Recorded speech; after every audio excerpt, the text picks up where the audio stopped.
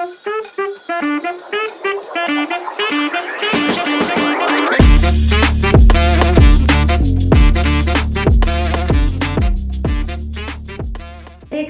Welcome to your channel the way of love. तो आज हम लोग ट्रांसफर प्रॉपर्टी एक्ट 1882 के बारे में पढ़ेंगे। One of the most easy subjects, मैं पहले ही बता रही हूँ। इसके अंदर सिर्फ 137 सेक्शंस है और 8 चैप्टर्स हैं, कोई बहुत मुश्किल नहीं है। अब इसके बारे में कुछ चीज़ें जान लो, उसके बाद हम लोग सेक्शन वाइज देखेंगे। मैं कोशिश करूँगी कि सारे इंपॉर्टेंट टॉपिक्स ऑलमोस्ट सभी कवर कर दूँ। Let's see. तो सबसे पहले क्या कहते हैं कि ये इंटरवाइवोस डीलिंग करता है, मतलब एक लिविंग पर्सन दूसरे लिविंग पर्सन को प्रॉपर्टी ट्रांसफर कर रहा है। समझ रहे हो? ऐसा नहीं है कि एक डेड विल मतलब नहीं कवर होगा इसके अंदर कि एक डेड पर्सन और दूसरा लिविंग पर्सन है, उनके बीच का ट्रांसफर जो है इस एक्ट के अंदर नहीं है। इसके अंदर सिर्फ और सिर्फ वो ट्रांसफर कवर होता है जो कि एक लिविंग पर्सन दूसरे लिविंग पर्सन को कर रहा है। पहली चीज़। दूसरी चीज़, ये एक्ट एग्जॉस्टिव नहीं है। अगर ट्रांसफर से रिलेटेड सारे इंफॉर्मेशन चाहिए इस एक्ट के अंदर नहीं है, हमें और भी एक्ट्स देखने पड़ेंगे। क्लियर? ये दो चीज़ें इसकी काफ़ी इंपॉर्टेंट थी जो कि आपको जानना था। और यहाँ पे जब हम ट्रांसफ़र बोलते हैं तो ट्रांसफ़र का मतलब आप क्या समझते हैं? सिर्फ सेल ही नहीं होता है। इसके अंदर 6 तरीके के ट्रांसफ़र बताए गए हैं, like sale, mortgage, gift, exchange, lease, actionable claim.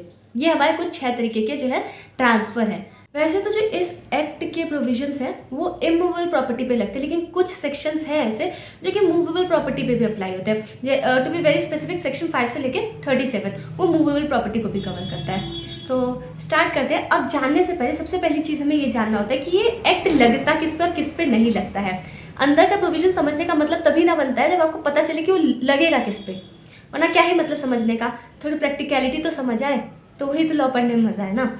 तो सबसे पहली चीज़ एप्लीकेबल कहाँ पे होता है? वो ट्रांसफर जो कि इंटरवाइवोस है। इंटरवाइवोस का क्या मतलब? मैंने बताया कि 2 लिविंग पर्सन्स के बीच में हो रहा है, पहली चीज़। दूसरी चीज़, किस पे नहीं एप्लीकेबल, मतलब कौन सी चीज़ों पे नहीं एप्लीकेबल। अब ये नॉन एप्लीकेबिलिटी के लिए हमने क्या किया है, 2 हिस्से बांटे हैं। एक हिस्सा जो कि जनरल है, ठीक है, जैसे operation of law, intestate succession, testamentary succession.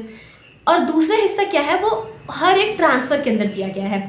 जैसे मान लो गिफ्ट एक तरीके का ट्रांसफर है, तो वैसा गिफ्ट जो कि डेथ बेड पे दिया गया है वो टीपीए के अंदर कवर नहीं होगा। तो ऐसे ही हर ट्रांसफर में किसी ना किसी तरीके मतलब किसी तरीके का एक्सेप्शन है। तो जब हम वो ट्रांसफर पढ़ेंगे तब हम उसका एक्सेप्शन पढ़ेंगे, मतलब नॉन एप्लीकेबिलिटी पढ़ेंगे, कहाँ पे एक्ट नहीं लगेगा।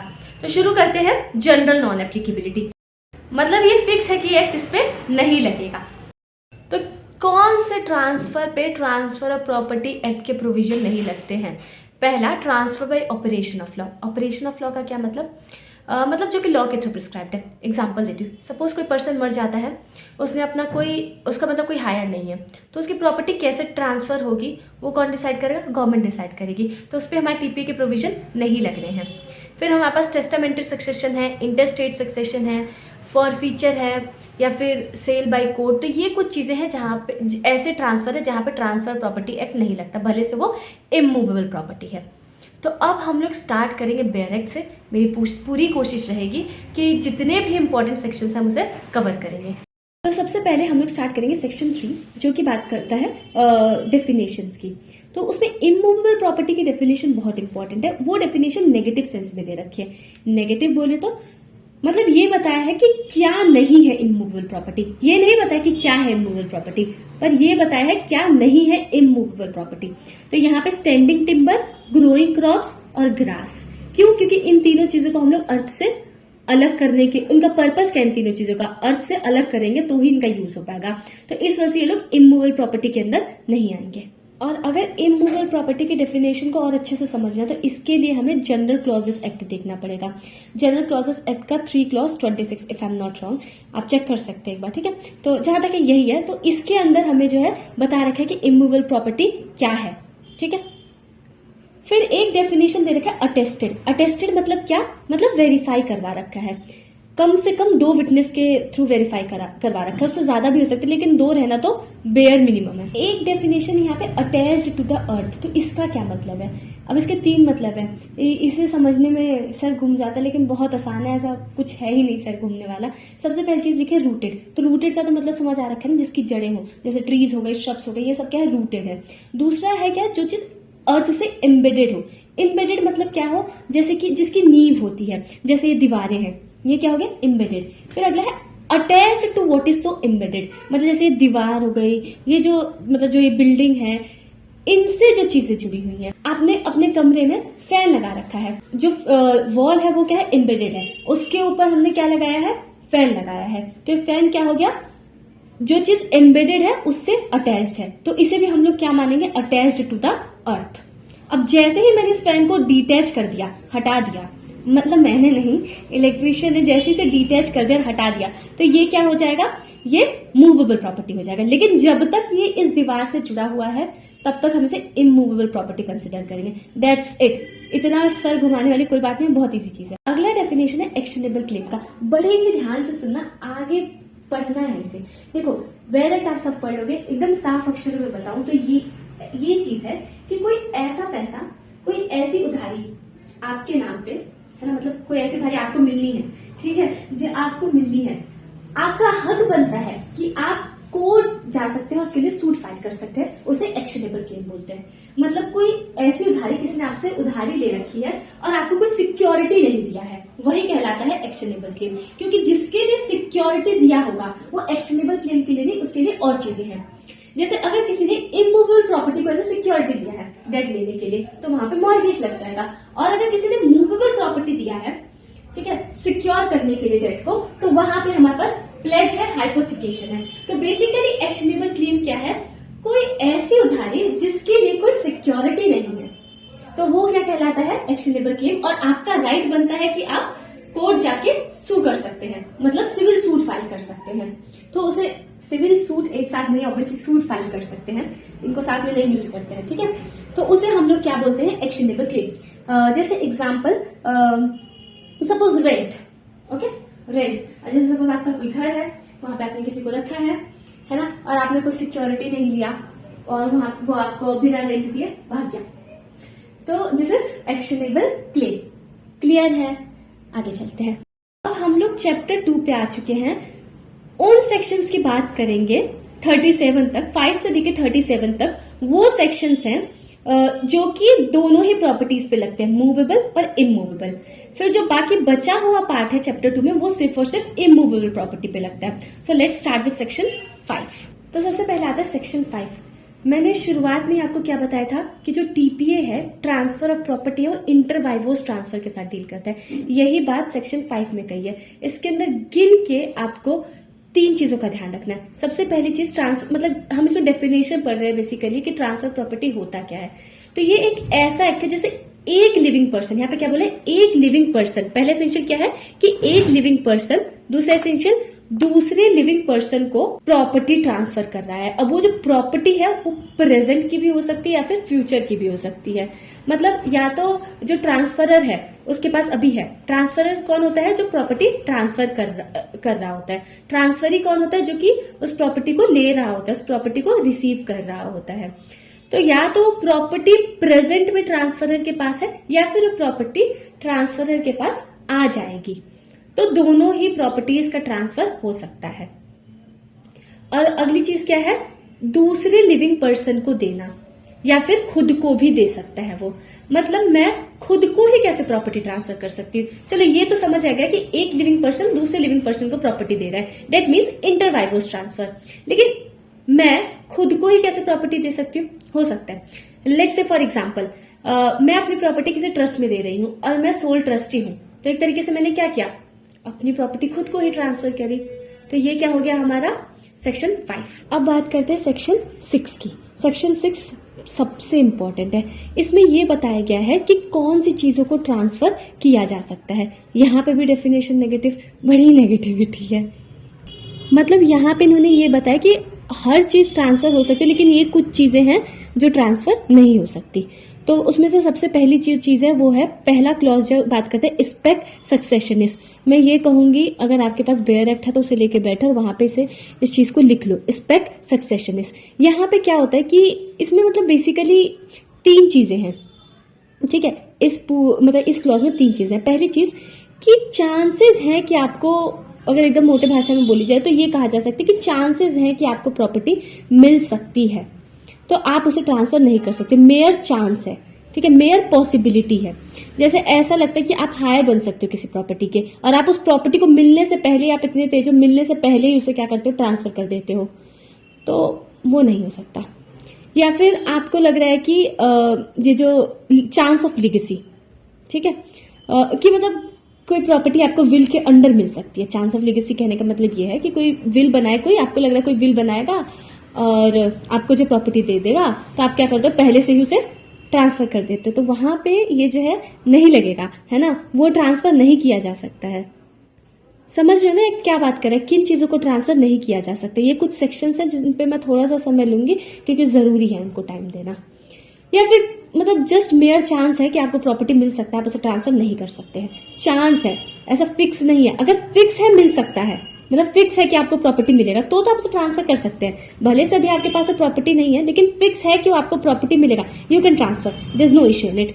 फिर अगला क्लॉज किसकी बात करता है, वो करता है right of re entry. Re entry मतलब क्या, मतलब ये जो ट्रांसफरर है उसने प्रॉपर्टी ट्रांसफर कर दी, लेकिन अभी भी वो क्या करता है, ट्रांसफर से कहता है कि मुझे प्रॉपर्टी में वापस आने का अधिकार। क्या मतलब, जैसे लीज में क्या होता है, लीज होता है ना, तो लीज के साथ कंडीशन लगाए जाते हैं। लीज मतलब किराए पे प्रॉपर्टी देना, तो जब किराए पे प्रॉपर्टी दी जाती है तो उसके साथ एक कंडीशन लगाई जाती है, जैसे री एंट्री की। लेट्स से फॉर एग्जांपल एक इलस्ट्रेशन देती हूँ, ठीक है। तो एक आदमी है, ठीक है, वो क्या करता है कि अपनी प्रॉपर्टी लीज पे देता है दूसरे आदमी को, बी को अपनी प्रॉपर्टी लीज पे देता है ए। ए कहता है कि देखो ये प्रॉपर्टी मैं तुम्हें लीज पे दे रहा हूं, लेकिन यहाँ पे अगर तुमने किसी तरीके का परमानेंट स्ट्रक्चर बनाया तो मैं मेरे पास राइट टू री एंट्री आ जाएगा, मतलब मैं इस प्रॉपर्टी पे आ सकता हूँ, ठीक है।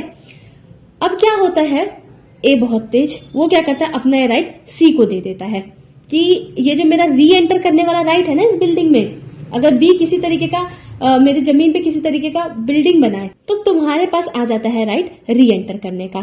तो ये जो ट्रांसफर है ना, जो ए ने सी को ट्रांसफर किया, ये इनवैलिड है, इस तरीके का ट्रांसफर नहीं अलाउड। क्योंकि पहली चीज तो ये एक तरीके का पर्सनल लाइसेंस है जो कि ए से जुड़ा हुआ है, और दूसरी चीज जो कि मतलब ट्रांसफरेबल नहीं है, और दूसरी चीज ये है कि ये जो री एंट्री का राइट है ना, वो राइट बिल्डिंग के साथ आता है ना, बिल्डिंग से अलग करके एलिनेट करके आप इस राइट को नहीं दे सकते हैं।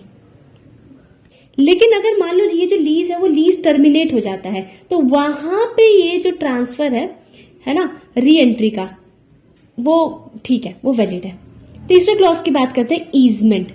अब पहले समझो कि ईजमेंट का मतलब क्या होता है। तो जो ईजमेंट का राइट आप उसे ट्रांसफर नहीं कर सकते, तो उसके लिए पहले ये समझना जरूरी होगा कि ईजमेंट क्या होता है। देखो इसमें क्या होता है, अपनी प्रॉपर्टी को बेनिफिशियली एंजॉय करने के लिए, मतलब ये जो मेरी प्रॉपर्टी है ना, मैं उसे एंजॉय करने के लिए मुझे किसी और की प्रॉपर्टी में हक चाहिए, उसे बोलते हैं ईजमेंट। जैसे एग्जांपल देती हूँ, मान लेते हैं क्या करते हैं कि जहां पे मान लो मेरा घर है, वो घर किसी दूसरे इंसान की, वो घर का जो रास्ता है आने का वो दूसरे इंसान की प्रॉपर्टी से होके जाता है, तो मेरा उस दूसरे इंसान की प्रॉपर्टी में राइट है, ठीक है, उसे बोलते हैं ईजमेंट्री राइट। तो अब अच्छा इसमें दो और चीजें हैं, डोमिनेंट हेरिटेज और सर्वेंट हेरिटेज। डोमिनेंट हेरिटेज जो मेरी जमीन होगी वो डोमिनेंट हेरिटेज होगा, ठीक है, और जिस प्रॉपर्टी पे, जो प्रॉपर्टी मेरी नहीं है ना, लेकिन उस पे मेरा राइट है जिससे कि मैं अपनी प्रॉपर्टी को बेनिफिशियली एंजॉय कर सकूं, उसे बोलते हैं सर्वेंट हेरिटेज। यही है बस, समझ गए कि मतलब अगर वो मेरे को राइट नहीं मिले ना तो मैं अपनी प्रॉपर्टी को यूज नहीं कर पाऊंगी। जैसे अब वो दूसरा इंसान जो है उसके प्रॉपर्टी से होके, उसकी जमीन से होके बाहर का रास्ता जाता है, तो मैं अपने घर से बाहर ही नहीं निकल पाऊंगी, ऐसे तो कैसे एंजॉय कर पाऊंगी इस प्रॉपर्टी को। अब मान लो जैसे क्या है कि मेरे घर के बगल में कोई लैंड बन रहा है, ठीक है, वो सन की डायरेक्शन में आ रहा है, मतलब अब जो है मेरे घर पे बिल्कुल भी सनलाइट नहीं आ पाएगी, तो मैं रोक सकती हूँ कि ठीक है इस हाइट के ऊपर जो है बिल्डिंग नहीं जानी या इस डायरेक्शन में नहीं होना, मतलब मैं चीजों पर थोड़ी रिस्ट्रिक्शन लगा सकती हूँ कि मेरे पास जो है सनलाइट आए, जिससे कि मैं अपनी प्रॉपर्टी को एंजॉय कर सकूं। इतना लॉ पढ़ रहे हैं कि सनलाइट लगना है। अगला आता है हमारे पास इस सेक्शन को थोड़ा ध्यान से पढ़ो, ठीक है। अगला क्लॉज है clause D, restricted interest in the property. जैसे मान लो मेरी प्रॉपर्टी है, मान लो मेरा घर है, ठीक है। अब मैं क्या कर रही हूँ, मैं ग्राउंड फ्लोर पे रह रही हूँ, तो जो मेरा फर्स्ट फ्लोर है मैंने क्या कहते हैं कि आपको जो है आपको किराए पे दे दिया। मैंने कहा कि आप इस पे रहो, है ना, मुझे आप पे ट्रस्ट है ना, तो मैंने जो है आपको फर्स्ट फ्लोर पे रहने के लिए दे दिया। मुझे पता है कि आप मेरी प्रॉपर्टी डिस्ट्रॉय नहीं करोगे, जो भी है मैंने आपको फर्स्ट फ्लोर पे रहने के लिए दे दिया। लेकिन अब आप क्या, मैंने रिस्ट्रिक्शन लगा दिया कि आपके पर्सनल यूज के लिए है प्रॉपर्टी, यहाँ पे आप किसी और मतलब आप किसी और को नहीं दे सकते, पर्सनली वो आप ही के लिए है। लेकिन आप क्या करते हैं, अपने किसी दोस्त को ट्रांसफर कर देते हैं। तो क्या हुआ, ये यहाँ पे इस तरीके का ट्रांसफर अलाउड नहीं है, इस चीज को हम ट्रांसफर नहीं कर सकते हैं। अगला है clause D D, right to future maintenance. इसका एक बढ़िया सा एग्जांपल देती हूँ, ठीक है। क्या कहते हैं कि एक, please don't take it otherwise, example की तरह ही देखना, ठीक है। मैं किसी चीज का बढ़ावा नहीं दे रही या मैं किसी चीज को क्रिटिसाइज नहीं कर रही, तो बस एग्जांपल की तरह देखो, समझो टॉपिक और हंसो और इसे कंप्लीट करो, मेन चीज ये है। तो एक वुमेन रहती है, वो बोलती है कि वो बहुत ही रिच एक मैन से शादी करती है कि डिवोर्स लेगी और क्या होगा फिर उसे जो फ्यूचर में जो मेंटेनेंस मिलेगा, एलिमनी मिलेगा, मतलब ये सब जो चीजें हैं, है ना, जिसको मेंटेनेंस मिलेगा, बहुत ज्यादा मेंटेनेंस मिलेगा। तो उसने क्या किया, अभी शादी किया नहीं है ना, और किसी से ऑलरेडी मतलब इसके रिगार्डिंग एग्रीमेंट कर लेती है कि जिसको फ्यूचर में मेंटेनेंस मिलने वाला है उसे ट्रांसफर करेगी। तो ये ट्रांसफर अलाउड नहीं है। अगला है राइट टू सू, ये तो समझ ही गए होगे। सपोज क्या होता है कि मेरे पास किसी तरीके का राइट है, देखिए मेरे पास एक राइट आ जाता है कि मैं सू कर सकती हूँ। तो मैं, ये जो मेरा राइट है ना, ये मेरा पर्सनल राइट है, ये मुझसे पर्सनली जुड़ा हुआ है। मैं किसी और को ये राइट ट्रांसफर नहीं कर सकती, मैं आपको नहीं दे सकती कि मैं सू करने का राइट आपको दे देती हूँ, आप देखो जो होगा सो होगा, नहीं, ये मेरा राइट है, इसको अवेल मैं ही सिर्फ कर सकती हूँ। एक और इलस्ट्रेशन देती हूँ, इसका एक इलस्ट्रेशन देखो। क्या होता है कि कोई एक वुमेन रहती है ना, कोई खुद ही कंट्रोवर्सी क्रिएट करती है। अरे यार मैं वुमेन क्यों बोल रही हूँ कोई एक पर्सन रहता है, ठीक है, बीइंग जेंडर न्यूट्रल, ठीक है। तो मतलब कोई भी एक रहता है, क्या करती है कि खुद ही कंट्रोवर्सी क्रिएट करती है ना। उसके बाद लोग उसके बारे में उल्टा सीधा बोले तो उसे मतलब फिर वो डिफॉर्मेशन हो जाएगा, उसका तो उसे लगा उसे कंपनसेशन मिलेगा, तो उसने सोचा किसी और को मैं राइट ट्रांसफर कर देती हूँ। तो ऐसे नहीं चलेगा। फिर अगला क्लॉज है public officers and salaries of public officers. तो इसे भी ट्रांसफर नहीं कर सकते। मान लो आप लोग जुडिशरी का एग्जाम दे रहे हो, है ना, तो आप दो लोग मिलके एग्जाम दे रहे हो, है ना, आपकी दोस्ती बहुत तगड़ी, एक बहुत पढ़ने वाला एक नहीं पढ़ने वाला। तो आप लोग के बीच में अग्रीमेंट हुआ कि देख भाई, मैंने अगर जज का एग्जाम निकाल लिया तो वो तू ले लियो, राजस्थान वाला तू ले लियो, यूपी वाला मैं ले लूंगा। इस तरीके का ट्रांसफर नहीं अलाउड। इसके ना कीवर्ड्स दिख लेना, जैसे आपका बेयर एक्ट है ना, वहाँ पे प्लीज प्लीज मार्क कर लेना, तो मतलब आपको समझने में आसानी होगा। मार्क नहीं करोगे ना तो भूलने के चांसेस हैं। फिर क्लॉज जी है जो कि पेंशन और स्टाइपेंड्स की बात करता है, इतना कुछ उसमें है नहीं, आप रीड कर सकते हो। फिर क्लॉज एच है, वो क्या बात करता है, interest opposed to its nature. इन वर्ड्स को मार्क करते जाओ या फिर लिख लो। इसमें तीन चीजें हैं, ठीक है, 3 तरीके के रिस्ट्रिक्शंस है। वो क्या है, मतलब 3 तरीके के प्रोहिबिशन है। पहला है कि oppose to the interest affected thereby. इसका क्या मतलब कुछ इंटरेस्ट होते हैं प्रॉपर्टी में, उनका नेचर इस तरीके का है ना कि उसे ट्रांसफर नहीं किया जा सकता है।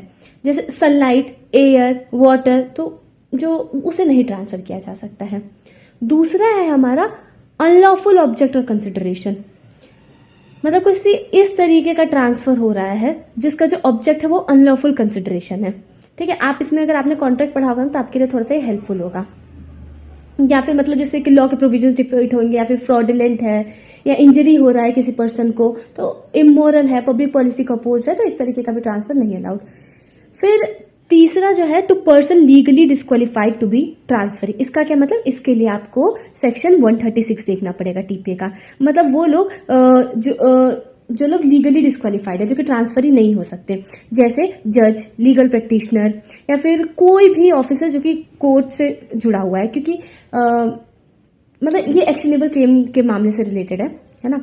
ये जो मैं आपको बता रही सेक्शन 136 से एक्शनेबल क्लेम के मामले में रिलेटेड है। जैसे एक्शनेबल क्लेम का मतलब मैंने आपको समझाया। एक्शनेबल क्लेम मतलब क्या होता है, कोई भी क्लेम जो कि आपका मतलब कोई भी डेट जो कि सिक्योर्ड नहीं है और आपका हक बनता है कि आप कोर्ट जा सकते हैं, तो उसे डिसाइड कौन करेगा, कोर्ट के लोग डिसाइड करेंगे, जज, लीगल ऑफिसर्स, या फिर जो भी ऑफिसर्स हैं कोर्ट में, यही लोग आपकी मदद करेंगे ना। तो आप क्या इन्हें ट्रांसफर कर सकते हैं? अगर इन्हें ट्रांसफर करेंगे तब तो इनका जो डिसीजन है वो बायस्ड हो सकता है, तो इसी वजह से इन लोग को डिस्क्वालीफाई कर दिया गया है, ये लोग ट्रांसफर ही नहीं बन सकते। यही था सेक्शन 6 में। किसी भी तरीके का डाउट हो डू मेंशन, और मैं जो भी चीजें आपको बोल रही हूँ समझाने के लिए बोल रही हूँ, क्योंकि हम कोई एग्जाम्पल देते हैं ना तो लंबे समय तक माइंड में रिटेन रहता है। अब बात करते हैं सेक्शन 7 की। यहाँ पे इंडियन कॉन्ट्रैक्ट एक्ट आपके काम आएगा। तो सेक्शन 7 क्या कहता है कि कौन पर्सन जो है वो कॉम्पिटेंट है ट्रांसफर करने के लिए, तो कौन कौन लोग जो है प्रॉपर्टी को ट्रांसफर कर सकते हैं। तो इसमें दो तरह की कॉम्पिटेंसी की बात करी गई है। पहला कि वो कॉन्ट्रैक्ट करने के लिए कॉम्पिटेंट होना चाहिए, जो कि हमारे सेक्शन 11 में दे रखा है इंडियन कॉन्ट्रैक्ट एक्ट के। मतलब हर इंसान मेजॉरिटी एज का होना चाहिए, क्योंकि हमें पता है माइनर के साथ जो कॉन्ट्रैक्ट होता है, मतलब माइनर के साथ अगर आप ट्रांसफर भी करोगे तो क्या होगा, वॉइड होगा। इससे रिलेटेड कॉन्ट्रैक्ट में हमारे पास केस था मोहिरी बीबी वर्सेस धर्मोदास घोष, ठीक है। फिर साउंड माइंड का होना चाहिए, डिस्क्वालीफाइड नहीं होना चाहिए किसी लॉ के द्वारा कॉन्ट्रैक्ट करने से। तो सबसे पहली चीज तो ये है। दूसरा ये है वो पर्सन एंटाइटल्ड होना चाहिए ट्रांसफर करने के लिए, या फिर उसके पास अथॉरिटी हो ट्रांसफर करने के लिए। जैसे अगर मान लो उसकी प्रॉपर्टी है तब तो ट्रांसफर कर ही सकता है, लेकिन मान लो आपने देखा होगा कि कोई एक इंसान उसके पास इतनी सारी प्रॉपर्टी है तो खुद तो जाके एक एक प्रॉपर्टी तो नहीं बेचेगा ना, वो क्या करेगा, एजेंट्स रखेगा, अपने नीचे लोग को रखेगा, है ना। तो उन लोग को अथॉरिटी देगा कि मेरे बिहाफ पे तुम लोग इस प्रॉपर्टी को ट्रांसफर कर सकते हो। तो इस डेफिनेशन में ये चीज कवर्ड है। फिर सेक्शन 8 है जो कि बताता है कि ट्रांसफर का इफेक्ट क्या होगा। तो अगर कुछ अलग चीज मेंशन नहीं करी गई है ना, कोई कंडीशन वगैरह कुछ नहीं लगाया गया, तो हम ये मानते हैं कि जब प्रॉपर्टी ट्रांसफर करी जा रही है तो जो भी इंटरेस्ट है प्रॉपर्टी में वो सब ट्रांसफर को मिल जाएगा, साथ ही लीगल इंसिडेंट्स भी। लीगल इंसिडेंट का क्या मतलब है? अच्छा, इसमें दो बातों का आपका ध्यान रखना है। पहला लीगल इंसिडेंट और दूसरा भी बताती हूँ। लीगल इंसिडेंट का मतलब ये है कि जो भी बेनिफिट्स अटैच है उस प्रॉपर्टी से, जैसे ईजमेंट, रेंट, है ना, ये सब चीजें जो है, डोर्स, विंडोज, ये सब किसके पास चला जाएगा, ट्रांसफरी के पास चला जाएगा। उसके बाद एक और चीज यहाँ पे मेंशन, अगर आप बेयर एक्ट में पढ़ोगे, प्लीज बेयर एक्ट सामने रखो, खैर आपको स्क्रीन पे दिख ही रहा होगा, आप अपने बेयर एक्ट में मेंशन करते जाना। यहाँ पे देखो लिखा है transferor is then capable of passing. इसका क्या मतलब है, ये प्रेजेंट राइट्स की बात करें, फ्यूचर राइट्स की बात नहीं कर रहा। जो उस समय ट्रांसफरर के पास राइट होगा वही राइट बस ट्रांसफर होगा और कोई राइट ट्रांसफर नहीं होगा। इसका मतलब ये है, ठीक है। जो प्रेजेंटली ट्रांसफर करते समय जो राइट उसके पास एग्जिस्ट कर रहा था वही राइट ट्रांसफर होगा। सेक्शन 9 बात करते हैं ओरल ट्रांसफर की। तो जहां पे एक्सप्रेसली नहीं मेंशन कि वहां पे रिटन इंस्ट्रूमेंट होना चाहिए, तो वहां पे ओरली ट्रांसफर किया जा सकता है। अब ये जो है यहाँ पे हम नहीं कवर करेंगे, जब हम एक एक तरीके का ट्रांसफर पढ़ेंगे ना मॉर्गेज से, उधर देखेंगे कि कैसे ट्रांसफर होना चाहिए। रिटन इंस्ट्रूमेंट होना चाहिए, मतलब रजिस्ट्रेशन के थ्रू होना चाहिए, या फिर ओरल ट्रांसफर हो सकता है, तब वहां पे पढ़ेंगे तो ज्यादा अच्छे समझ आएगा। सेक्शन 10 की बात करते हैं। ये क्या कहता है, कंडीशन रिस्ट्रेनिंग एलिनेशन। क्या मतलब, इधर जो ट्रांसफरर है उसने प्रॉपर्टी तो ट्रांसफर कर दी, लेकिन उसने उसके साथ रिस्ट्रिक्शन लगा दिया। किस तरीके का रिस्ट्रिक्शन, मतलब कि आप उस प्रॉपर्टी को ठीक से एंजॉय नहीं कर सकते, कि आप प्रॉपर्टी को एलिनेट नहीं कर सकते, बेच नहीं सकते, कुछ इस तरीके का मतलब बेसिकली कंडीशन लगा देना। तो ये जो है इक्विटी के प्रिंसिपल्स के अगेंस्ट है, वॉइड होगा। मतलब अगर आपको कोई प्रॉपर्टी दे रहा है, ठीक है, और कह रहा है कि मैं दे रहा हूँ, बेच दिया, कहा कि तुम इसे जो है आगे मत बेचना, तो क्या है, इसे तो अपनी प्रॉपर्टी ही नहीं एंजॉय कर पा रहे, तो ये क्या कंडीशन है, कंडीशन वॉइड है। लेकिन इसके दो एक्सेप्शंस भी हैं। एक एक्सेप्शन है लीज, दूसरा एक्सेप्शन है मैरिड वुमेन। लीज क्यों, क्योंकि लीज में क्या होता है, जब ट्रांसफर होता है तो लिमिटेड इंटरेस्ट ट्रांसफर होता है। लीज एक तरीके का किराए पे देना होता है जमीन, तो जब किराए पे जमीन दी जाती है तो क्या होता है, लिमिटेड इंटरेस्ट ट्रांसफर होता है ना। आप पूरा घर तो नहीं दे देते ना, ऑब्वियसली जिसको आपने लीज पे दिया उसके पास राइट्स जो रहते हैं बहुत लिमिटेड रहते हैं, तो उसके ऊपर कंडीशन लगाई जा सकती है, ठीक है। दूसरा है मैरिड वुमेन। तो मैरिड वुमेन में इसके क्लॉजेस हैं, मतलब इसको ठीक से पढ़ना है ना, एक बार ही रीड करना। जैसे इसमें ये बताया गया है कि कोई भी ऐसी प्रॉपर्टी जो कि एक मैरिड वुमेन को दी जा रही है, जो कि हिंदू, मोमडन या बुद्धिस्ट नहीं है, तो उसके ऊपर एक कंडीशन लगाया जा सकता है कि इस प्रॉपर्टी को वो आगे जो है ट्रांसफर नहीं कर सकती और ये वैलिड होगा। सेक्शन 11 बात करता है restriction repugnant to interest created. यहाँ पे क्या है कि प्रॉपर्टी तो ट्रांसफर कर दी, लेकिन साथ में उन्होंने ये स्पेसिफाई कर दिया कि अगर इस प्रॉपर्टी का इस्तेमाल करना है तो इसी मैनर में आप इसका यूज कर सकते हो, है ना। मतलब मैनर स्पेसिफाई कर दिया है, उसके अलावा कुछ नहीं कर सकते। तो ये जो कंडीशन है, ये कंडीशन सही नहीं है, ठीक है। वो ऐसे ऑपरेट ही नहीं करेगी वो कंडीशन, ऐसा माना जाएगा किसी तरीके की कंडीशन ही नहीं लगाई गई। मान लो आपको कोई प्रॉपर्टी दे रहा है, वो कंडीशन नहीं लगा रहा कि आप इसमें जो है किसी तरीके का ऑल्टरेशन नहीं कर सकते, तो ऐसा माना जाएगा कंडीशन एग्जिस्ट ही नहीं करता। इसका एक एक्सेप्शन भी है है ना, वो खैर इतना इंपॉर्टेंट नहीं है, तो मेजरली ये था। तो सेक्शन 10 में आपने क्या पढ़ा था? सेक्शन 10 में आपने पढ़ा था एब्यूटेंडाई, मतलब डिस्पोज करने के राइट नहीं थे। और सेक्शन 11 में आपने क्या पढ़ा? यूटेंडाई, मतलब यूज करने पर रिस्ट्रिक्शन लगाया जा रहा था। सेक्शन 10 एब्यूटेंडाई, डिस्पोज करने पर रिस्ट्रिक्शन, और सेक्शन 11 यूटेंडाई, यूज करने पर रिस्ट्रिक्शन। अब हम बात करेंगे इंटरेस्ट क्रिएशन की, तो वो सेक्शन 13 से लेके 18 के बीच में दिया है। सबसे पहले बात करेंगे सेक्शन 13। इसका बड़ा बवाल बना, मतलब सब बहुत बवाल मचाता है सेक्शन 13 और 14 का। सेक्शन 13 बात करता है कि क्या आप कोई प्रॉपर्टी अनबॉर्न पर्सन को ट्रांसफर कर सकते हैं। तो देखो, अगर कोई आपसे डायरेक्टली पूछे, ये कोई पूछे कि क्या मैं डायरेक्टली कोई प्रॉपर्टी किसी अनबॉर्न पर्सन को ट्रांसफर कर सकते हैं, तो इसका आंसर है नहीं, नो यू कांट ट्रांसफर। जो पर्सन एग्जिस्ट ही नहीं कर रहा है, जो चीज एग्जिस्ट ही नहीं कर रही, मैं उसके फेवर में कैसे प्रॉपर्टी ट्रांसफर कर सकती हूँ। लेकिन लेकिन लेकिन लॉ में तो कुछ भी हो सकता है, तो एक तरीका है प्रॉपर्टी ट्रांसफर करने का। 3 एसेंशियल्स आपको सेटिस्फाई करने पड़ेंगे, तो जो है आप एक अनबॉर्न पर्सन के फेवर में प्रॉपर्टी को ट्रांसफर कर सकते हैं। पहले आप क्या करो, एक प्रायर इंटरेस्ट क्रिएट करो। पहली कंडीशन ये है कि प्रायर इंटरेस्ट क्रिएट करो। क्या मतलब? मान लो अभी बच्चा आया नहीं है, ठीक है, आप क्या करो, कोई इंसान मान लो जीवित है, आप उसके फेवर में प्रॉपर्टी दे दो, है ना, उसको इंटरेस्ट दे दो, उसके फेवर में प्रॉपर्टी ट्रांसफर करो, और साथ ही ये कंडीशन भी लगा दो कि किसके बेनिफिट के लिए प्रॉपर्टी को यूटिलाइज किया जाए, ये प्रॉपर्टी किसके बेनिफिट के लिए दिया जा रहा है। तो आप बोल देना कि जो अनबॉर्न पर्सन है। पहली कंडीशन ये। दूसरी कंडीशन ये है कि जो अनबॉर्न पर्सन है वो पैदा हो जाना चाहिए। जब मतलब जिस भी इंसान के फेवर में प्रायर इंटरेस्ट क्रिएट किया गया है, मान लो किसी के फेवर में प्रायर इंटरेस्ट क्रिएट किया गया, ए के फेवर में प्रायर इंटरेस्ट क्रिएट किया गया कि जो आने वाला बच्चा है बी, है ना, उसको जो है प्रॉपर्टी, उसके बेनिफिट के लिए प्रॉपर्टी को होल्ड करना है। तो अब क्या होता है, ए के जिंदा रहते हुए वो बच्चा बॉर्न हो जाना चाहिए, ठीक। तीसरी कंडीशन ये है कि जो उस अनबॉर्न चाइल्ड के फेवर में जो इंटरेस्ट ट्रांसफर होगा वो एब्सोल्यूट होना चाहिए। उसमें भी आप प्रायर इंटरेस्ट है ये सब खेल नहीं खेल सकते, उधर जो है एकदम फुल स्टॉप लग जाएगा, अब आगे कहीं नहीं जाएगा, उस बच्चे को पूरा एब्सोल्यूट मिल जाएगा। समझ आया? कुछ नहीं था, बस 3 कंडीशन है कि पहले प्रायर इंटरेस्ट क्रिएट करो, बच्चा पैदा हो जाना चाहिए जो उस इंसान के लाइफ टाइम में आ जाना चाहिए जिसके फेवर में प्रायर इंटरेस्ट क्रिएट हुआ है। तीसरी चीज क्या है, अनबॉर्न चाइल्ड के फेवर में, अनबॉर्न पर्सन के फेवर में जो भी आपने ट्रांसफर किया है वो एब्सोल्यूट होना चाहिए। दैट्स इट, और कुछ है ही नहीं इसके अंदर। फिर आता है हमारा सेक्शन 14 जो कि बात करता है रूल अगेंस्ट परपेचुइटी। मतलब आप क्या कर सकते हो कि होता है ना पीढ़ी दर पीढ़ी, है ना, आप मतलब पीढ़ी दर पीढ़ी के लिए जो है प्रॉपर्टी को ट्रांसफर नहीं कर सकते हो। जैसे मैं आज बोल दूं, है ना, बोल दूं कि इतने पीढ़ियों तक जो है ये प्रॉपर्टी मतलब ट्रांसफर रह सकती, ये नहीं अलाउड। मतलब पीढ़ी दर पीढ़ी वाला रूल नहीं लगता है, कहने का मतलब ये है। क्योंकि अब इसके पीछे बहुत सारे रीजंस है। कुछ लोग का ये कहना है कि मतलब ये गवर्नमेंट की चार्ज है, जैसे कि रेवेन्यू कलेक्ट हो सके कि कोई प्रॉपर्टी बेचेगा तो सब रेवेन्यू कलेक्शन का तरीका है। फिर ये भी माना जाता है कि अगर ये प्रॉपर्टीज जो है ये एंसेस्टर्स ने बचाए, इसी समय के लिए बचाए कि कोई प्रॉब्लम होगी तो उस समय से यूज किया जा सके। तो सबके अपने रीजंस है। तो कहने का मतलब यह पीढ़ी दर पीढ़ी ट्रांसफर नहीं होगा। दैट्स इट, ये है हमारा रूल ऑफ परपेचुइटी सेक्शन 14। चलो साथ के साथ ना सेक्शन 17 भी देख लो। 14 पढ़ा ना, तब सेक्शन 17 भी देख लो, डायरेक्शन फॉर एक्यूमुलेशन। मतलब यहाँ पे क्या कहते हैं कि प्रॉपर्टी को ट्रांसफर किया गया है, ठीक है। अब उसके साथ एक डायरेक्शन है कि जो भी इनकम प्रॉपर्टी से अराइज, मतलब प्रॉपर्टी से आ रहा है, उसे इकट्ठा किया जाएगा, एक्यूमुलेट किया जाएगा।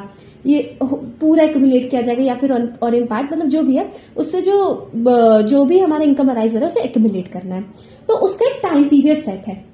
वो टाइम पीरियड क्या है, या तो ट्रांसफरर की लाइफ टाइम या फिर जिस दिन से ट्रांसफर हुआ है उस दिन से 18 साल तक। इसमें से जो भी मान लो जो भी टाइम पीरियड बड़ा हो रहा है, सिर्फ उसी समय तक आप इनकम को एक्यूमुलेट कर सकते हो। उसके आगे एक्यूमुलेशन जो है वो उसके आगे जो डायरेक्शन है इनकम को एक्यूमुलेट करने का, उसे वॉइड माना जाएगा।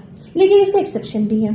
क्या एक्सेप्शन है? एक तो सपोज किसी डेट का पेमेंट है तो वहां पे एक्सेप्शन है।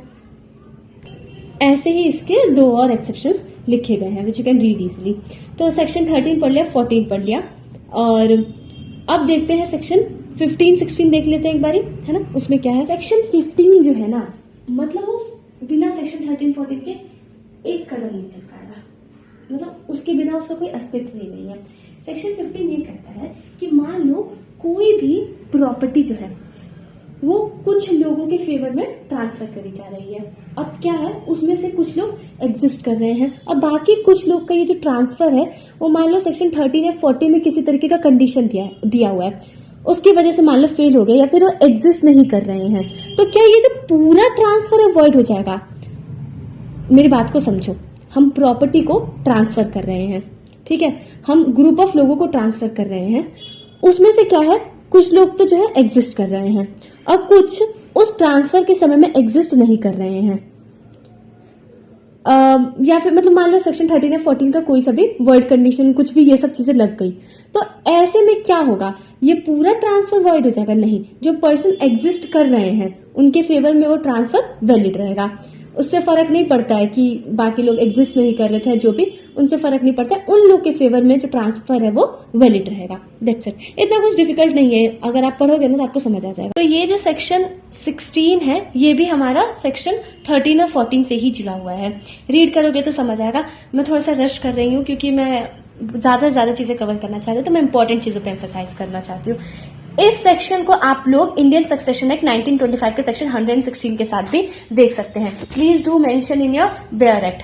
अब जो लास्ट सेक्शन है, मतलब ये जो हम रिस्ट्रिक्टेड इंटरेस्ट पढ़ रहे थे, उसमें है सेक्शन 18। ये जो आपने पढ़ा ना 14, 16, 17, इन सब का क्या है, ये एक्सेप्शन है। वो ये कहता है, जैसे अभी आपने परपिचुटी वगैरह ये सब पढ़ा, उसमें ये था लिमिटेशन थी कि मतलब एक पर्टिकुलर टाइम पीरियड के बाद जो है ट्रांसफर जो है वैलिड नहीं रहेगा, है ना। यही था ना, पीढ़ी दर पीढ़ी आप ट्रांसफर नहीं कर सकते, मतलब बहुत लंबे समय के लिए प्रॉपर्टी जो है ट्रांसफर नहीं हो सकती। तो लेकिन इसका एक्सेप्शन ये है कि सपोज पब्लिक इंटरेस्ट में है ना, रिलीजन के एडवांसमेंट के लिए, नॉलेज, कॉमर्स, हेल्थ, सेफ्टी, या फिर मतलब जैसे मैनकाइंड का बेनिफिट हो रहा है, तो ऐसे में आप ट्रांसफर कर सकते हैं। अब देखते हैं सेक्शन 19 और 20। सेक्शन 19 और 20 वेस्टेड इंटरेस्ट की बात कर रहे हैं। इसका मतलब ये कि जो प्रॉपर्टी है अब वो अब्सोल्युटली ट्रांसफर हो चुकी है ना, मतलब कुछ कंडीशन लगाए जा सकते हैं कि जैसे जो इंटरेस्ट है आपको कुछ पर्टिकुलर समय के बाद मिलेगा, ऐसे करके कुछ कुछ कंडीशन लगाए जा सकते हैं, लेकिन अल्टीमेटली ये कहा जा सकता है कि ये अब जो है प्रॉपर्टी मिल चुकी है, ठीक है, अब प्रॉपर्टी के जो राइट्स आपके पास पूरे हो चुके हैं। उसके बाद हमारा सेक्शन 21 से लेकर 24 बात करता है कंटिंजेंट इंटरेस्ट का, या फिर इसे ये भी कह सकते हैं कि क्या तरीका है जो प्रॉपर्टी है ना, वो अभी फिलहाल कंटिंजेंट हो, वेस्टेड कैसे होगी। क्या मतलब यहाँ पर जो ट्रांसफर हो रहा है वो एक कंडीशन के साथ हो रहा है। क्या कंडीशन? अब वो जो कंडीशन है हो भी सकता है और नहीं भी हो सकता है, कुछ भी कंडीशन लगाई जा सकती है। जैसे इसमें एग्जांपल दे रखी इलस्ट्रेशन में कि सपोज ए को प्रॉपर्टी तभी ट्रांसफर होगा जब वो बी से शादी करेगा, तो यहाँ पर जो प्रॉपर्टी कब मिलेगी, जब वो बी से शादी करता है। तो ये क्या है, कंटिंजेंट है। जो ट्रांसफर किसी इवेंट के होने ना होने पे डिपेंड करता है उसे हम लोग बोलते हैं कंटिंजेंट ट्रांसफर, ठीक है। मिल भी सकता है प्रॉपर्टी, मतलब ट्रांसफर कंप्लीट भी हो सकता है, नहीं भी मिल सकता, दोनों के चांसेस हैं। तो ये हमारे सेक्शन 21 से लेकर 24। तो बेसिकली ये जो सेक्शंस आप पढ़ोगे ना, इनकी लैंग्वेज आपको एक चीज समझ आएगा कि तरीका बता रहे कि कैसे कंटिंजेंट जो है वेस्टेड इंटरेस्ट में कन्वर्ट होता है, मतलब कैसे जो है आपको उसका एब्सोल्यूट इंटरेस्ट मिलता है, जैसे हमने सेक्शन 19-20 में वेस्टेड इंटरेस्ट पढ़ा था। सो यू कैन रीड, इसमें ऐसा कुछ नहीं है। अब बात करते हैं सेक्शन 25 से लेकर 34, जो कि किसके बारे में बात करता है, वो बात करता है कंडीशनल ट्रांसफर के ऊपर। अब कंडीशन जो होते हैं ना, दो तरीके के होते हैं, एक होता है कंडीशन प्रेसिडेंट और एक होता है कंडीशन सब्सीक्वेंट। ये क्या होता है, प्रेसिडेंट और सब्सीक्वेंट। प्रेसिडेंट मतलब ट्रांसफर होने से पहले उस कंडीशन को सेटिस्फाई करना है, प्रेसिडेंट, पी से प्रेसिडेंट, पी से पहले। बहुत बेकार था ये जो मैंने ट्रिक बताया, बट ठीक है ना। तो कंडीशन प्रेसिडेंट। दूसरा होता है कंडीशन सब्सीक्वेंट। सब्सीक्वेंट मतलब क्या, कि ट्रांसफर होने के बाद इस कंडीशन को फुलफिल करना है, ठीक है। तो सबसे पहले क्या है, कंडीशन प्रेसिडेंट और कंडीशन सब्सीक्वेंट। तो सब्सीक्वेंट नाम से पता चलता है बाद में, और प्रेसिडेंट मतलब वो कंडीशन जो कि पहले फुलफिल करना है। अब सेक्शन 25 में हमें क्या बताता है कि आप कंडीशन प्रेसिडेंट लगाओ, है ना, लेकिन ये फिर नेगेटिव है, बहुत नेगेटिविटी है। वो क्या कहते हैं कि मतलब आप कंडीशन लगा सकते हो, लेकिन ये चीजें कंडीशन नहीं होनी चाहिए। क्या चीजें? 6 चीजें हैं। कितनी? 6 चीजें। पहला, वो इम्पॉसिबल है परफॉर्म होना। मैं कहूँ कि मैं तुम्हें प्रॉपर्टी तभी दूंगी जब आप जादू से सोना प्रोड्यूस कर दोगे, तो नहीं ना पॉसिबल। दूसरा क्या है, फॉरबिडन बाय लॉ। तीसरा क्या है कि अगर इस तरीके का है कि अगर इस ट्रांसफर को अलाउ कर दिया तो लॉ के प्रोविजंस डिफीट होंगे। क्या मतलब, मान लो मैरिड हिंदू है, उससे कहा जाता है कि हम ये प्रॉपर्टी आपको तभी देंगे, हमें कंडीशन प्रेसिडेंट लगा देते हैं कि हमें आपको प्रॉपर्टी तभी देंगे जब आप शादी करोगे। तो हिंदू मैरिज एक्ट में तो सिर्फ बाइगनी नहीं अलाउड, वो मैरिड हिंदू है, तो ये क्या है, एक तरीके से हम लॉ के प्रोविजंस को डिफीट करने की कोशिश कर रहे हैं। So this is also not allowed. फिर है फ्रॉडलेंट ट्रांसफर।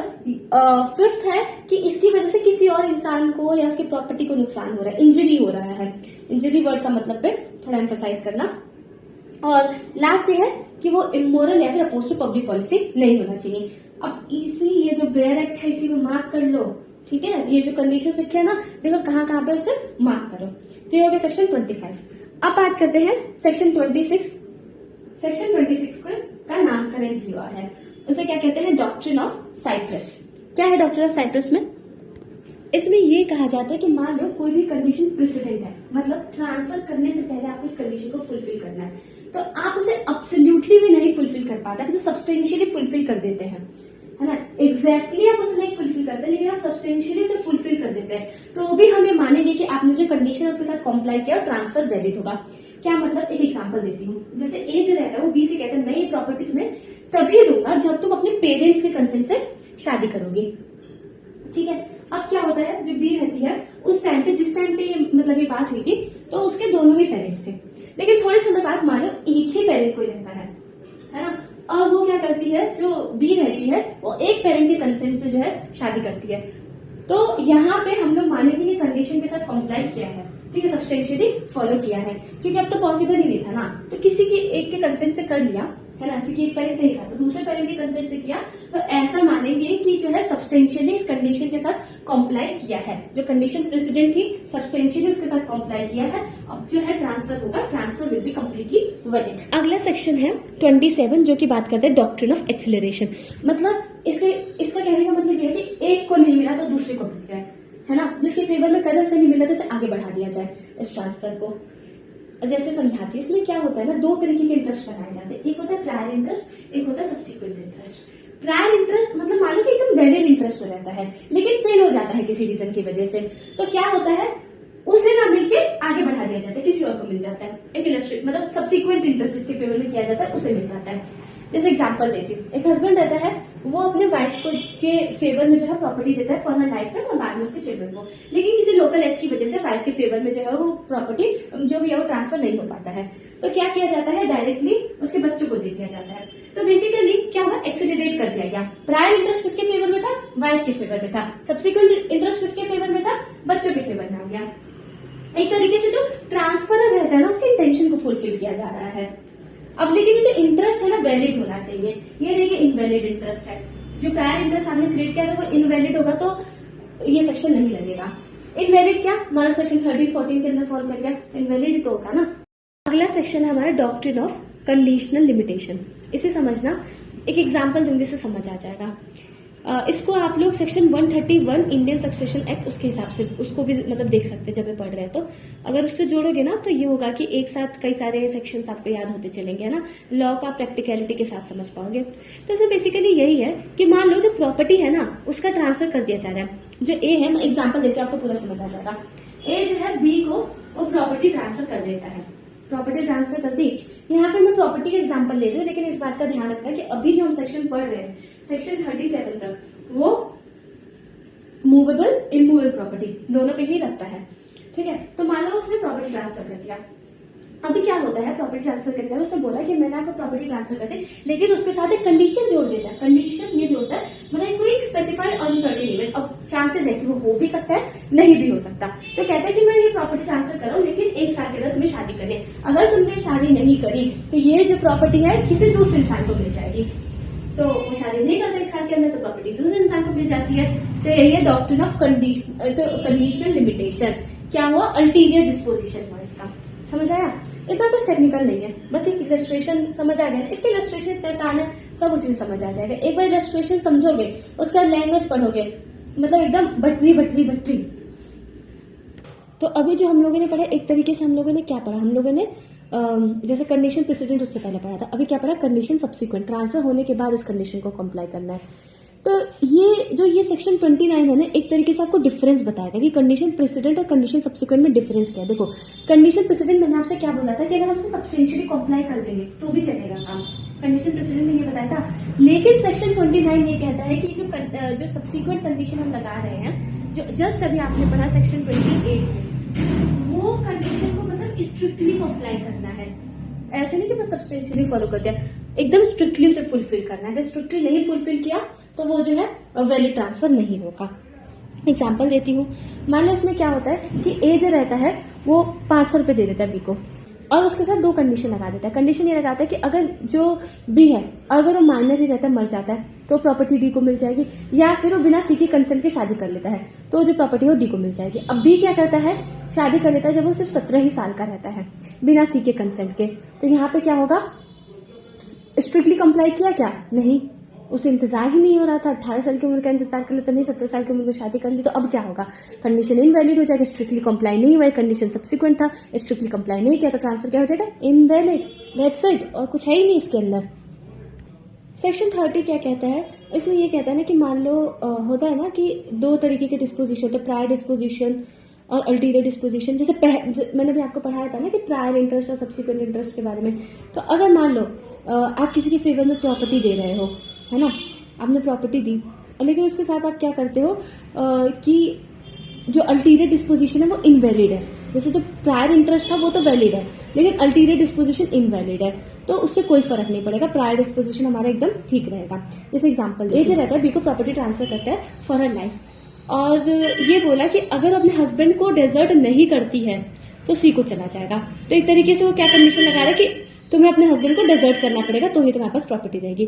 तो यहाँ पे तो ये जो सी के फेवर में जो प्रॉपर्टी का जाना है, सी के फेवर में डिस्पोजिशन क्या है, इनवैलिड। तो क्या इससे जो बी है उसका इंटरेस्ट इफेक्ट होगा, नहीं, उसका इंटरेस्ट वैसा का वैसा ही रहेगा। मतलब ऐसा माना जाएगा कि मतलब कोई अल्टीरियर डिस्पोजिशन है ही नहीं, कोई कंडीशन है ही नहीं, ठीक है। तो ऐसे ही कुछ ज्यादा बड़ी कंडीशन नहीं है, 34 तक सारी चीजें जो है ऐसे ही है। तो अब देखते हैं सेक्शन 35 डॉक्ट्रिन ऑफ इलेक्शन।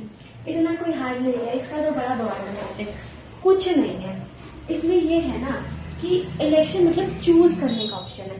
क्या कह रही, मतलब अगर आप बेनिफिट लोगे तो बदले में कुछ देना पड़ेगा। कोई भी चीज दुनिया में फ्री की नहीं आती है, यही बात कहता है डॉक्ट्रिन ऑफ इलेक्शन। चलो एग्जाम्पल देके समझाते हूँ। ये मतलब ये चीजें ऐसी है ना, इलस्ट्रेशन समझोगे ना आराम से बेरेट पढ़ना सब समझ जाएगा। देखो मान लो क्या देखिए, कोई एक ऐसा इंसान जिस वो ओनर नहीं है उस प्रॉपर्टी का, ठीक है, लेकिन वो क्या करता है, प्रॉपर्टी ट्रांसफर करता है। चलो मान लो मेरे पास बहुत सारी प्रॉपर्टी है, मैंने एक इंसान को बोला यहाँ पे कि उधर का ही लोकल होगा, ठीक है, तो मैंने उससे बोला कि तुम क्या है जो मेरी प्रॉपर्टी का अपना मतलब थोड़ा बहुत काम वाम करते रहे ना, मतलब जैसे कि मेरी प्रॉपर्टी का थोड़ा ध्यान रखना, ठीक है। तो अब लोगों को देखने से ऐसा लगा कि वही ओनर है ना, एग्जाम्पल समझना, है ना, कि वही ओनर है। अब क्या होता है, कोई इंसान आता है उसे पूछते हैं कि कितने मतलब ये जो प्रॉपर्टी है इसका क्या मतलब क्या प्राइस है, ऐसे करके बातचीत होती है। तो वो क्या कहता है, जो भी है जितने का भी, मान लो बोल देता है 30 लाख 35 लाख, जो भी बोल देता है। अब क्या होता है कि वो जो इंसान है जिसको मैंने जिम्मेदारी दी होती है, वो क्या करता है, वो दूसरे इंसान को प्रॉपर्टी ट्रांसफर कर देता है ना। अब मेरे सामने 35 लाख रुपए रख रहा है, अब मेरे पास ऑप्शन है, अब यहाँ पे आ गया डॉक्ट्रिन ऑफ इलेक्शन, मेरे पास ऑप्शन है, मैं चूज कर सकती हूँ, या तो मैं बेनिफिट लूं, अगर मैं 35 लाख रुपए दे रही हूँ तो मुझे अपनी प्रॉपर्टी को टाटा बाय बाय करना पड़ेगा, ठीक है, या फिर मैं मना कर दूं 35 लाख रुपए लेने से तो मुझे मेरी प्रॉपर्टी मिल जाएगी, मेरी प्रॉपर्टी कहीं नहीं जाएगी। यही तो है डॉक्ट्रिन ऑफ इलेक्शन। और क्या है, एक बार इसे रीड कर लेना, इसके अंदर और भी कुछ चीज ऐसे दे रखी है। मेन यही था डॉक्ट्रिन ऑफ इलेक्शन क्या होता है ना। फिर भी नहीं समझ आता है तो इन सब पे सेपरेट वीडियो वैसे तो मैं कोशिश करूंगी कि एक एक सेक्शन पे लेके आओ, फिलहाल क्योंकि ये बड़ी वीडियो है तो इसमें इतना ही पॉसिबल है। अगला है सेक्शन 36 और 37, ये बात करते हैं अपोर्शनमेंट की। अपोर्शनमेंट ये सारे जितने भी आप प्रिंसिपल्स पढ़ रहे हो ना, कॉमन सेंस के ऊपर बेस्ड है, इक्विटी के ऊपर बेस्ड है ना, मतलब एकदम कॉमन सेंस। जैसे अपोर्शनमेंट ना, इसमें 2 तरीके का अपोर्शनमेंट होता है कि मतलब जिसका जितना बनता है उसको उसी हिसाब से देना, अभी समझ आएगा। 36 जो है वो बात करता है अपोर्शनमेंट टाइम के हिसाब से, और 37 बात करता है अपोर्शनमेंट एस्टेट के हिसाब से। तो 36 देखते हैं। लेट्स से फॉर एग्जांपल एक प्रॉपर्टी है ना, मैंने वो लीज पे दे रखी है, किसी को किराए पे दे रखी है, और वो जो मेरे को उसका रेंट है हर एक तारीख को मिलता है, पहली तारीख को मिलता है। मैं आपको 15 तारीख को क्या करती हूँ, वो प्रॉपर्टी ट्रांसफर कर देती हूँ। ठीक है, तो अब क्या होगा, जो शुरुआत के 15 दिन है उसका किराया मेरे पास आएगा, लेकिन ये जो बाद का समय है 15 तारीख से लेकर 30 तारीख तक, उसका किराया किसके पास जाएगा, आपके पास जाएगा, क्योंकि प्रॉपर्टी आपके पास ट्रांसफर हो चुकी है। यही अपोर्शनमेंट बाय टाइम। फिर अगला है apportionment by state. Let's say for example, बहुत ये भी अच्छा सा एग्जांपल है कि क्या होता है कि एक प्रॉपर्टी है, मतलब मेरी एक प्रॉपर्टी है, आप 4 लोग रहते हो, मैं आप लोग को इकट्ठे प्रॉपर्टी बेच देती हूँ। ठीक है, अब उसमें से आप क्या करते हो, आप 50% पैसा देते हो। ठीक है, और बाकी जो आपके जो 2 लोग रहते हैं, मतलब मान लो 3 लोग और हैं, तो बाकी जो 2 लोग रहते हैं 25% पैसा देते हैं, आप सबसे ज्यादा देते हैं 50%, क्योंकि आप रिची रिच है। अब क्या होता है, आप उसे लीज पे देते हो किसी चौथे इंसान को, तो वो मान लो जो किराया दे रहा है वो दे रहा है 10,000 रुपए। ठीक है, 10,000 रुपए दे रहा है, तो 5,000 रुपया आपको मिलेगा, बाकी जो 2,500 है वो आपके दोस्तों को मिलेगा।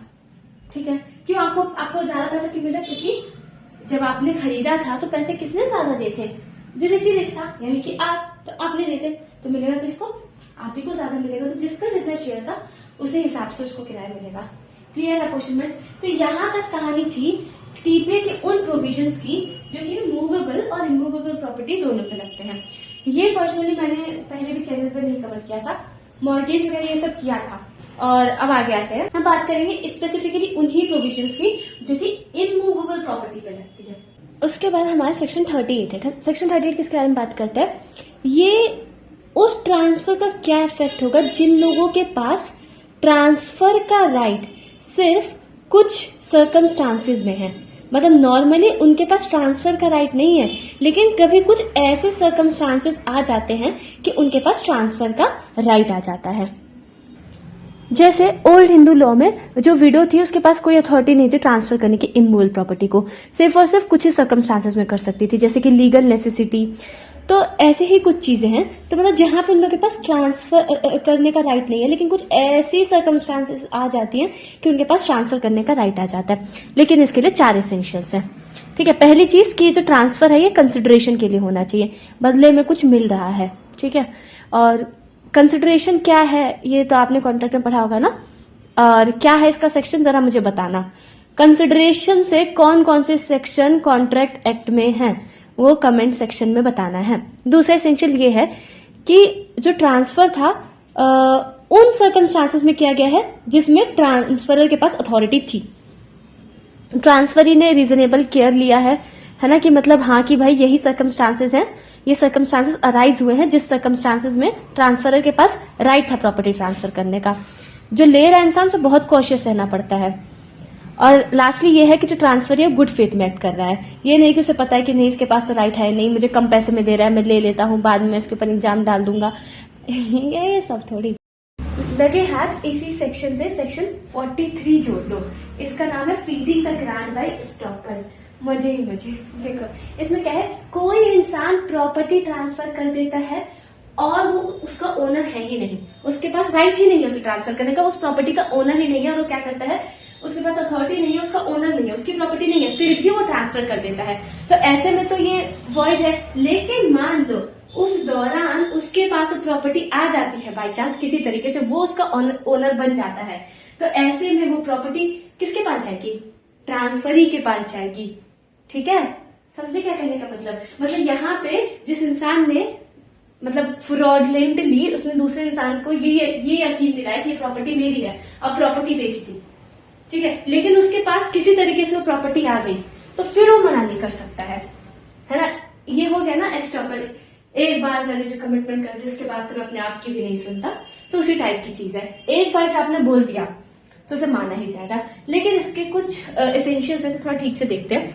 ये लिखा है कि सबसे पहली चीज ये है कि फ्रॉडलेंट होना चाहिए, मतलब जो रिप्रेजेंटेशन जो ट्रांसफर है वो ट्रांसफरर है वो मतलब धोखे से आपको ये यकीन दिला दे कि प्रॉपर्टी उसी की है, और साथ में कंसिडरेशन भी ले रहा है। तीसरा ये कि सब्सिक्वेंटली ट्रांसफरर को उस प्रॉपर्टी में इंटरेस्ट मिल जाता है, मतलब उसके पास उसका हक आ जाता है उस प्रॉपर्टी का। देन लास्टली जो ट्रांसफर है गुड फेथ में एक्ट कर रहा हो। ये नहीं कि ट्रांसफरी को पता है कि इसका टाइटल नहीं है ना, मतलब ऐसा है कि जो ट्रांसफरी है जो प्रॉपर्टी ले रहा है वो उसको मालूम पता है कि इसके पास राइट नहीं है ट्रांसफर करने का, इसकी प्रॉपर्टी है ही नहीं, फिर भी ले लेता है तो उसे इस सेक्शन का बेनिफिट नहीं मिलेगा। समझ आ गया? क्लियर? अब देखते हैं section 41 transfer by ostensible owner, जिसे प्यार से डॉक्ट्रिन ऑफ फोल्डिंग आउट भी कहते हैं। एक मैगजीन सुना है, नेमो डेट क्वाड नॉन हैबिट। इसका मतलब क्या है? No one can confer a better title और right in property than what he himself possesses. मतलब जो राइट मेरे पास होगा उससे ज्यादा मैं क्या ही राइट दे पाऊंगी, यही मतलब है ना कहने का। लेकिन ये जो हमारा सेक्शन 41 है ये इसका एक्सेप्शन है। यहाँ पे डॉक्ट्रिन ऑफ एस्टॉपल लगता है। क्या मतलब? इसका मतलब इसके आप कंडीशन सुनो। इसमें क्या है कि कोई एक ऑस्टेंसिबल ओनर है किसी भी इमूवेबल प्रॉपर्टी का। ऑस्टेंसिबल ओनर कौन? जो कि ओनर नहीं है, एक्चुअली में ओनर नहीं है, लेकिन वो क्या है, उसके पास किसी तरीके की अथॉरिटी है। जो एक्चुअल ओनर है उसने किसी तरीके की अथॉरिटी दे रखी है उस ओनर को। वो एक्सप्रेस अथॉरिटी भी हो सकती है, फिर इम्प्लाइड अथॉरिटी भी हो सकती है, तो उसे बोलते हैं ऑस्टेंसिबल ओनर। तो उसने क्या किया है, उसके पास, ये बात ध्यान रखना, उसके पास कंसेंट है ये ट्रांसफर करने का ना, उसके पास कंसेंट है। किसने कंसेंट दिया उसे? वो कंसेंट जो एक्चुअल ओनर है उसने दिया है। और ये कंसेंट कैसा हो सकता है? एक्सप्रेस और इम्प्लाइड भी हो सकता है। वो प्रॉपर्टी को ट्रांसफर करता है, कंसिडरेशन भी लेता है।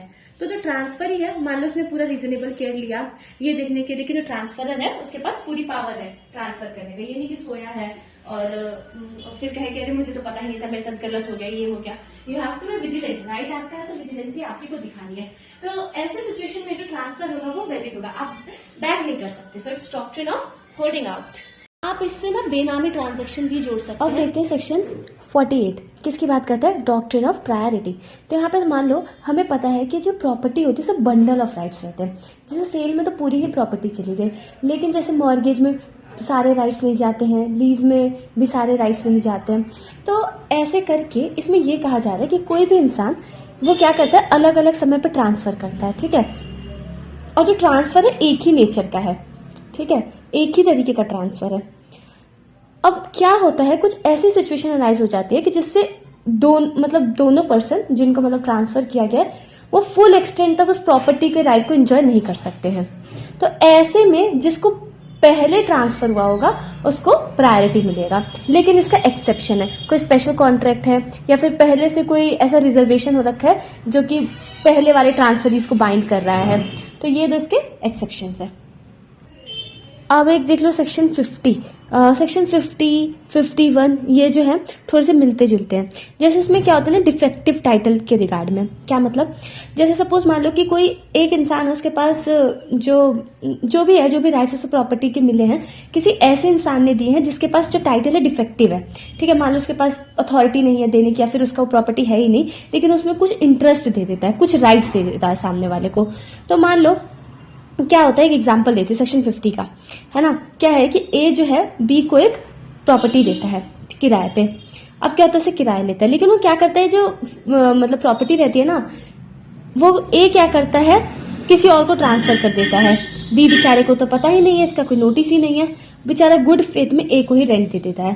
तो अब वो वापस से उसे रेंट नहीं देना है, ठीक है, कि अब वो अलग से दूसरे इंसान को जिसको ट्रांसफर हो उसे दोबारा से रेंट दे, ये सब नहीं है, ठीक है। 51 देखो, इसमें क्या है, सपोज मान लो किसी को कोई प्रॉपर्टी मिलता है, ठीक है। अब जो बेचारे को वो जो प्रॉपर्टी मिला है ना उसे पता नहीं है, उसे जो टाइटल मिलता है वो डिफेक्टिव रहता है। अब वो क्या करता है, उसे लगता है कि मेरे पास इस प्रॉपर्टी को लेकर राइट्स है। अब वो क्या करता है, इसमें कुछ इंप्रूवमेंट्स करा देता है ना, मतलब कुछ चेंजेस करा देता है ना। बोनाफाइड होल्डर है, ऐसे उसे पता नहीं है बेचारे को, वो क्या करता है, कुछ चेंजेस करा देता है। तो मान लो कल को जिसका ये एक्चुअली में प्रॉपर्टी वो आ जाता है और उसे हटा देता है, ठीक है।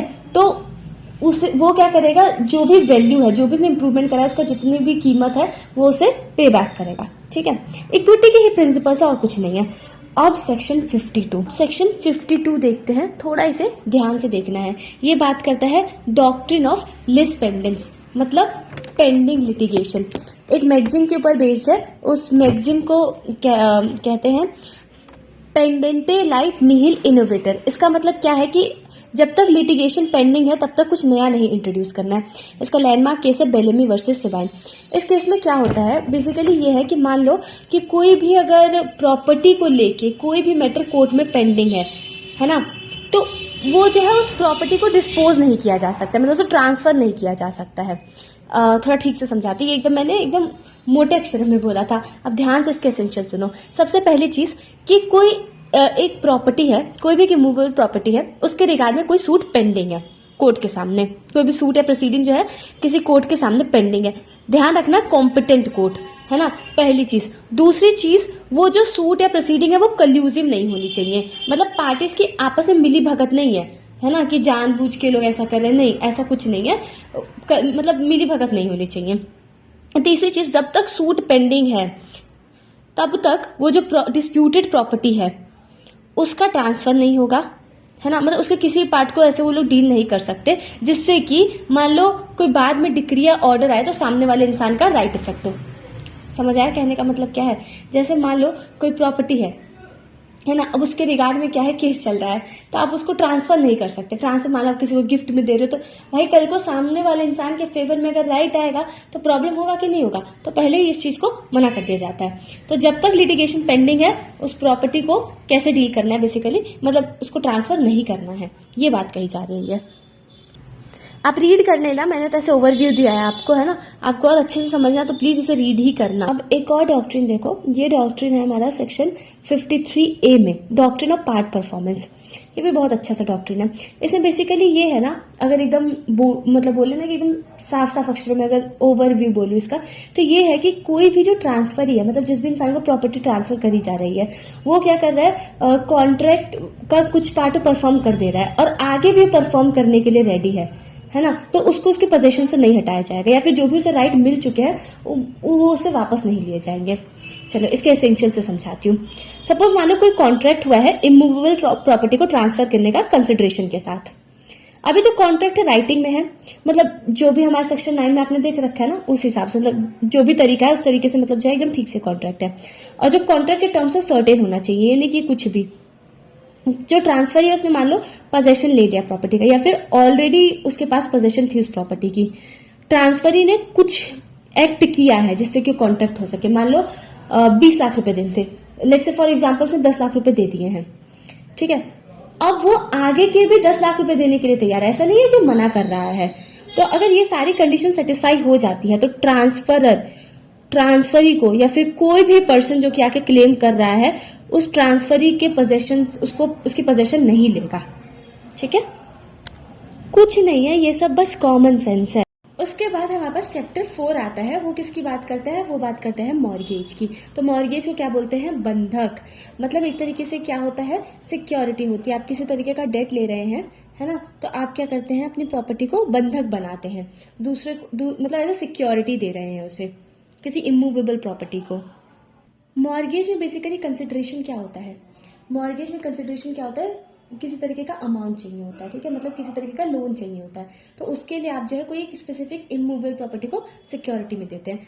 अब ये जो मॉर्गेज है ये कितने तरीके के हम ये पढ़ेंगे, तो 6 तरीके के मॉर्गेज होते हैं। अभी मॉर्गेज कितने टाइप के उसे समझने से पहले समझो, 2 पार्टीज होती है, एक होता है मॉर्गेजर, एक होता है मॉर्गेजी। मॉर्गेजर वो होता है जो अपनी प्रॉपर्टी को देता है एज ए सिक्योरिटी, मतलब जिसने लोन लिया होता है, ठीक है। मॉर्गेजी कौन होता है, मॉर्गेजी वो होता है जिसको प्रॉपर्टी एज ए सिक्योरिटी मिली है और जिसने लोन दिया होता है, जिसने पैसे दिए होते हैं, ठीक है। देखो ये वाला रूल तो आपको पता ही होगा, जिसके आगे OR लगा रहता है, मतलब ट्रांसफर करने वाला होता है, ट्रांसफरर, और जो लेता है उसके आगे EE लगा रहता है, तो उसे बोलते हैं हम लोग ट्रांसफरी। तो सेलर के साथ सेलर सेली नहीं होता है, सेलर बाहर होता है, ठीक है।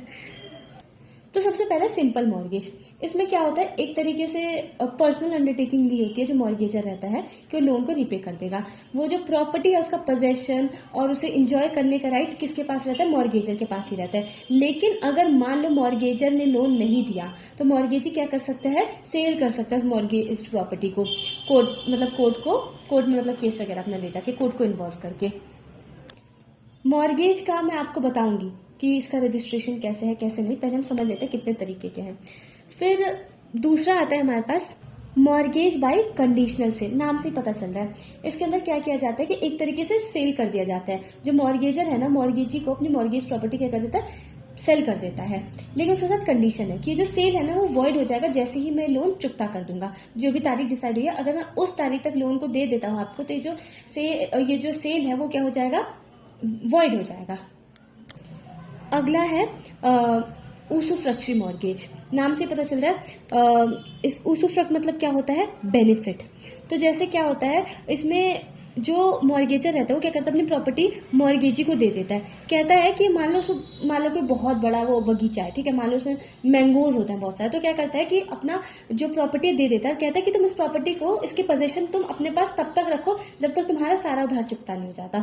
जब तुम्हारा लोन का अमाउंट सेटिस्फाई हो जाएगा उसके बाद मुझे मेरी प्रॉपर्टी मैं वापस ले लूंगा, तब तक तुम इसे रखो और तुम अपना जो लोन है उसे इससे सेटिस्फाई कर लो। मैं बहुत ज़्यादा डिटेल में नहीं बता रही हूँ क्योंकि ऑलरेडी इसके ऊपर वीडियो है, और ध्यान रखना कि one shot video, so it's quick revision for you, और कह सकते हैं कि आपके लिए बहुत अच्छा इंट्रोडक्शन है, लेकिन इसे पढ़ने के बाद भी आप काफ़ी डीपली समझ जाओगे।